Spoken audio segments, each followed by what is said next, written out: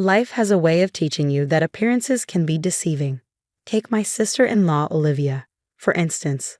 With her perfect blonde hair, designer clothes, and carefully curated social media presence, she seemed like the epitome of class and sophistication.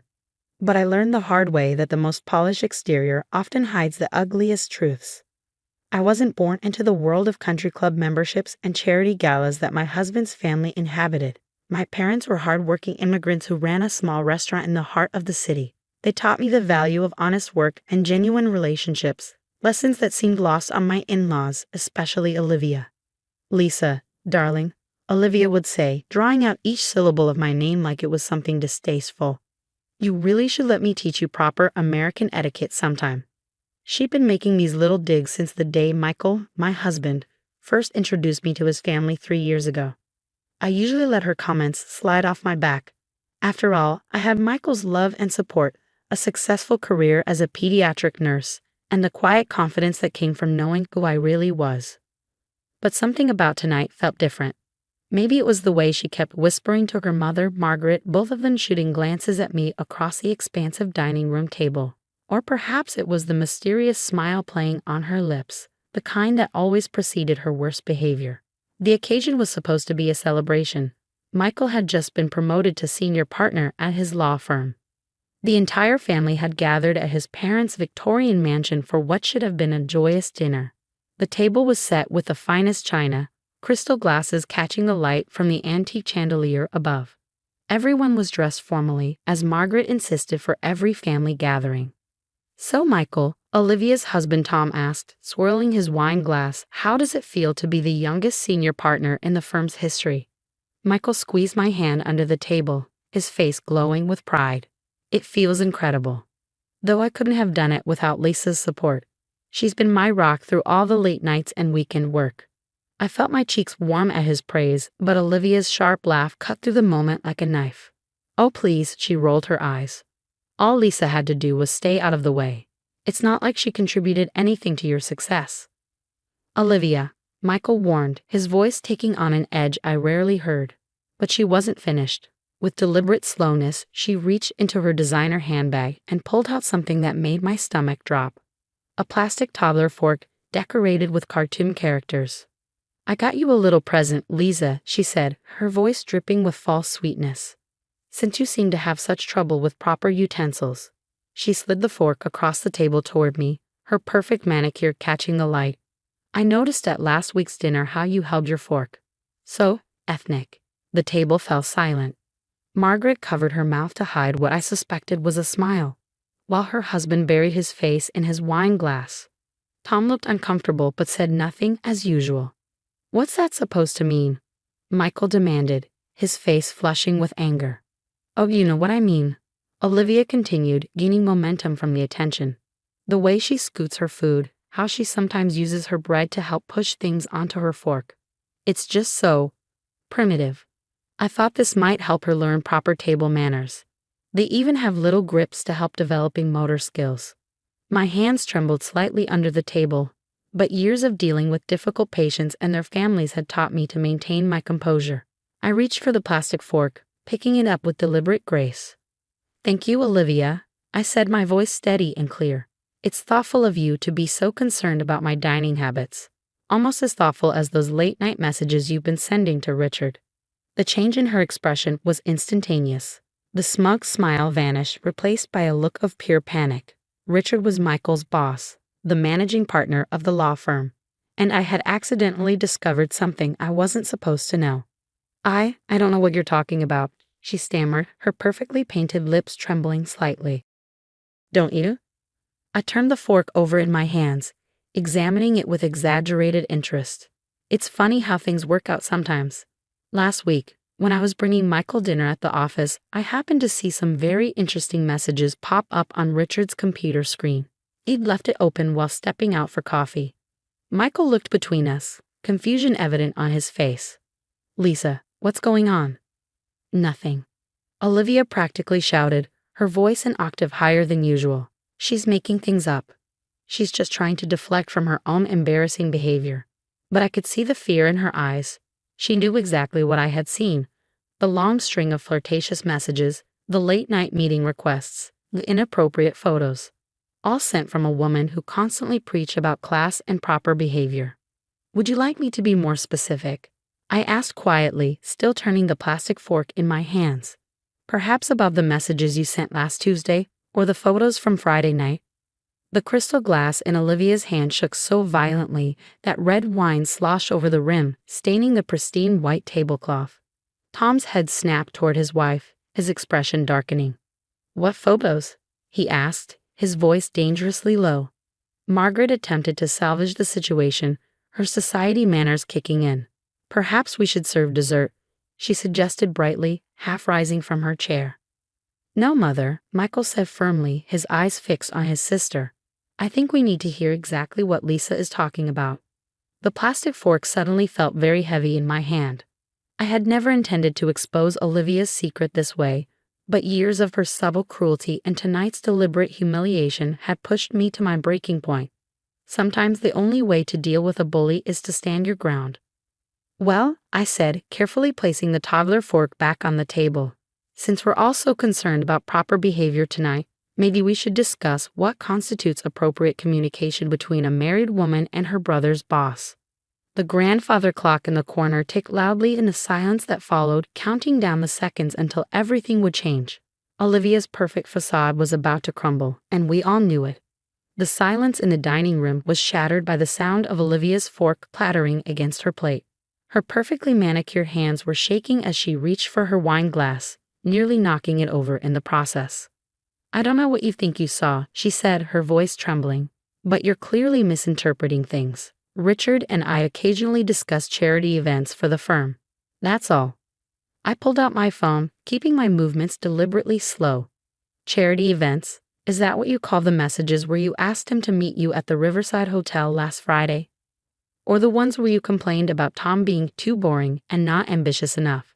Tom's face had turned an alarming shade of red. "What is she talking about, Olivia?" "Nothing." Olivia snapped, but her composure was cracking. "She's lying. She's always been jealous of me, of our family's position. This is probably some pathetic attempt to—" "I have screenshots," I interrupted quietly. The color drained from Olivia's face so quickly I thought she might faint. Margaret, who had been unusually quiet, suddenly found her voice. "Now, Lisa," she said, using the same condescending tone she perfected over years of social climbing. "Whatever grievances you have with Olivia, bringing up such accusations at a family dinner is terribly uncouth. Perhaps this is why we've had such difficulty teaching you proper society manners." Michael's hand tightened around mine under the table. "Mother," he said, his voice tight with anger, "if you're suggesting that Lisa's background has anything to do with this—" "Of course that's what she's suggesting," I cut in, feeling strangely calm. "It's always been about my background, hasn't it? The way I speak, the way I eat, the way I dress. Nothing I do will ever be good enough for you or Olivia." I turned to face my sister-in-law directly. "But here's the difference between us, Olivia. I might not have grown up in your world of country clubs and cotillions, but I know who I am. I don't need to chase other women's husbands or send inappropriate pictures to my brother's boss to feel important." "You bitch," Olivia shrieked, jumping to her feet. "You had no right to look at those messages." The room froze. In her rage, she had just confirmed everything. Tom stood up so abruptly his chair fell backward with a crash. "So it's true? You've been messaging Richard behind my back." "Tom, darling, please." Olivia's voice had taken on a desperate edge. "It's not what you think. Lisa is twisting everything." "Show me," Michael said quietly, looking at me. "Show me the screenshots." With trembling fingers, I pulled up the photos I had taken of Richard's computer screen. I hadn't wanted to expose Olivia this way, but her cruelty tonight had pushed me too far. I handed my phone to Michael. As he scrolled through the messages, his face hardened. Without a word, he passed the phone to Tom, who looked like he'd been punched in the gut as he read. 6 months, he whispered. "You've been doing this for 6 months?" "I can explain everything," Olivia pleaded, tears now streaming down her face, smearing her perfect makeup. "Richard means nothing to me. It was just... Just what?" Tom demanded. "Just a bit of fun. Just a way to advance your social climbing. Do you know what this could do to my reputation? To my business?" Margaret tried to intervene again. Perhaps we should all calm down and discuss this privately. After all, family matters should stay within the family. Family? I couldn't help but laugh. That's rich coming from you, Margaret. For 3 years, you've made it clear that I'm not really family. I'm just the immigrant who somehow trapped your precious son. Well, if you had ever made an effort to fit in properly, Margaret began, but Michael cut her off. Stop it, Mother. Just stop. He stood up, his face set with determination. I've watched you and Olivia belittle and undermine Lisa since the day I brought her home. I've tried to keep the peace, to maintain family harmony, but I'm done. The way you've treated my wife is inexcusable. Olivia, seeing her world crumbling around her, made one last desperate attempt to regain control. At least I didn't have to seduce my way into this family, she spat at me. We all know the only reason Michael married you was because. The rest of her sentence was cut off by the sound of Tom's hands slamming on the table. Enough, he roared. For once in your life, Olivia, just stop talking. He turned to Michael. I'm sorry, but I need to deal with this. Congratulations on your promotion. Then he looked at me, his eyes full of pain and something that might have been respect. Thank you for telling me the truth, Lisa. Someone had to. As Tom strode out of the dining room, Olivia trailing behind him in tears, I realized that the perfect family dinner had transformed into something else entirely. The carefully maintained facade of the perfect family had finally cracked, revealing the ugly truth beneath. But somehow, I felt lighter than I had in years. 3 months have passed since that explosive family dinner, and it's amazing how much can change in such a short time. The aftermath wasn't pretty, but sometimes you need to tear everything down to build something better. Tom filed for divorce within a week of discovering Olivia's messages.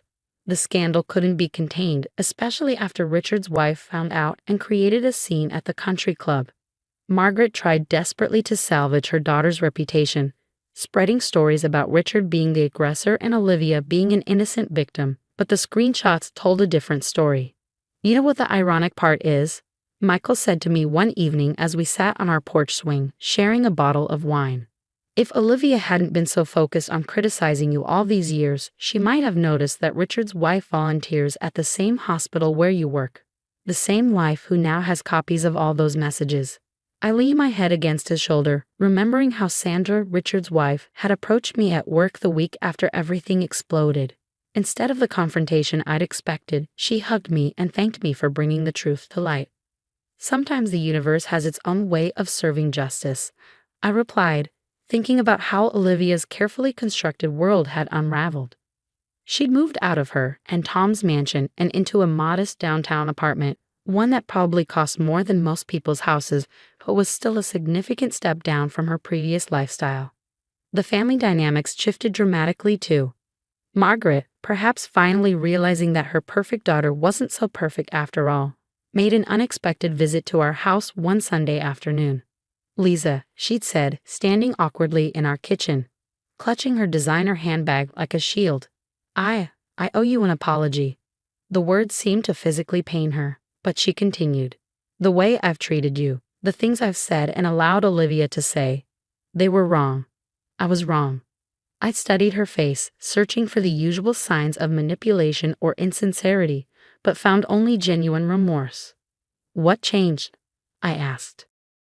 Everything, she admitted, sinking into one of our kitchen chairs. Watching Olivia's life fall apart, seeing how she'd been behaving, it made me realize that perhaps I hadn't done such a wonderful job raising her after all. All those society rules, the emphasis on appearances, what good did it do? My daughter is divorced and disgraced, while you, she gestured around our cozy kitchen, you built a real life. A good life. Without any of those rules I thought were so important. It wasn't a perfect apology, but it was a start.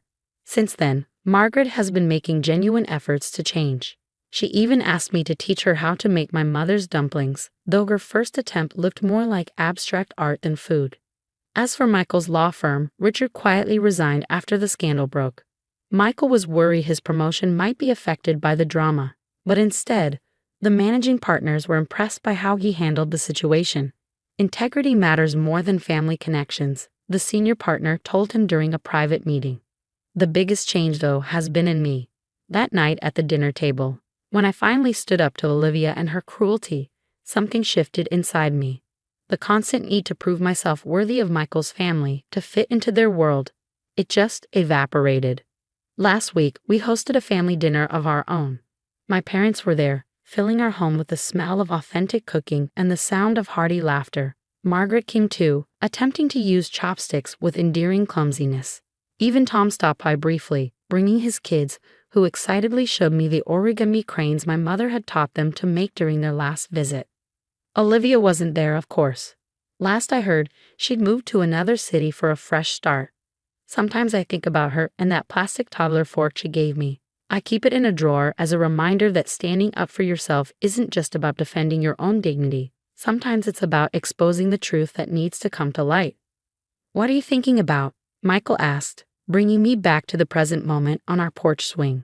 I smiled, watching the sunset paint the sky in shades of pink and gold. Just about how life has a way of putting people in their place, and how sometimes the best revenge isn't about getting even, it's about living well. He pulled me closer, pressing a kiss to my temple. "You know what I love most about you? Your capacity for grace. Even after everything they put you through, you still gave my mother a chance to make things right." "Well," I laughed, "I did expose your sister's secret messages first. Let's not paint me as a complete saint." "True," he chuckled. "But you did it with style." As we sat there, watching night fall over our peaceful neighborhood, I thought about how sometimes the hardest moments in life lead us exactly where we need to be. Olivia's cruelty had finally freed me from the need to fit into her world. In trying to shame me with that childish fork, she had instead forced everyone to face the truth. About her, about our family, and about the real meaning of class and dignity. And that, as it turns out, was the best gift she could have given me.